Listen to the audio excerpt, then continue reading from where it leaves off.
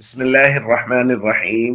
عن أبي هريرة رضي الله تعالى عنه قال رسول الله صلى الله تعالى عليه وسلم في الحديث: ورجلان تحابا في الله اجتمعا عليه وتفرقا عليه.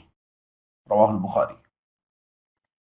دوستو، کل ہم نے بات کی تھی کہ 7 قسم کے لوگوں کو اللہ عرش کا سایہ نصیب فرمائیں گے۔ ان میں سے 3 طرح کے لوگوں کا تذکرہ کیا جا چکا ہے۔ مناسب یہ سمجھا جا رہا ہے کہ باقی 4 طرح کے لوگوں کا بھی تذکرہ کر دیا جائے۔ گو کہ ہمارا بیان وہ مساجد کی اہمیت و فضیلت کا چل رہا ہے، لیکن آج ہم اس حدیث کو مکمل کریں گے۔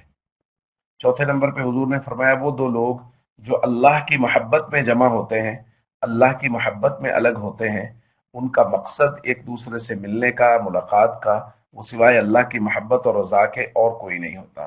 ان کو بھی اللہ اپنے عرش کا سایہ نصیب فرمائیں گے۔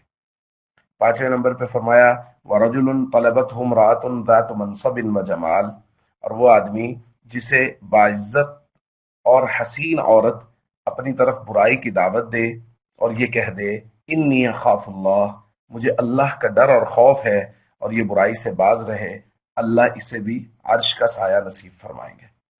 اور چھٹے نمبر پہ فرمایا وَرَجُلٌ تَصَدَّقَ أَخْفَى، اور وہ آدمی جو صدقہ کرے اور مخفی طریقے سے صدقہ کرے، اور اس قدر مخفی طریقے سے حتی لا تعلم شمالہ ما تنفق یمینہ، کہ اس کے بائیں ہاتھ کو بھی پتہ نہ چلے کہ دائیں ہاتھ نے کیا خرچ کیا ہے، انتہائی مخفی طریقے سے وہ خرچ کرے، تو ایسے شخص کو بھی اللہ اپنے عرش کا سایہ نصیب فرمائیں گے۔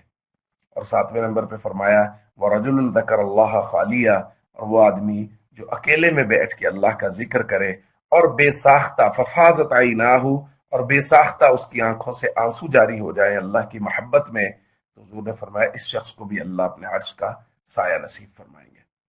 تو دوستو، ہم سب کو کوشش کرنی چاہیے اللہ کی رضا کے کام، اور وہ کام جن سے اللہ اپنے عرش کا سایہ نصیب فرمائیں گے، ہمیں ان سب کاموں کی کوشش کرنی ہے۔ السلام علیکم ورحمۃ اللہ وبرکاتہ۔